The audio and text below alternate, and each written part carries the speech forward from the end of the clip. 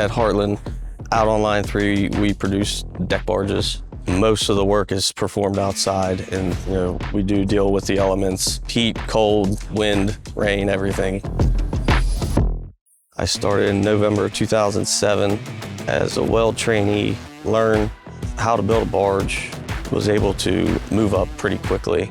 You can come in not having welded ever and learn how to weld and be able to come out here and do the work that's needed to be done. I think this job is good for somebody who wants to work with their hands. Producing a quality product is important.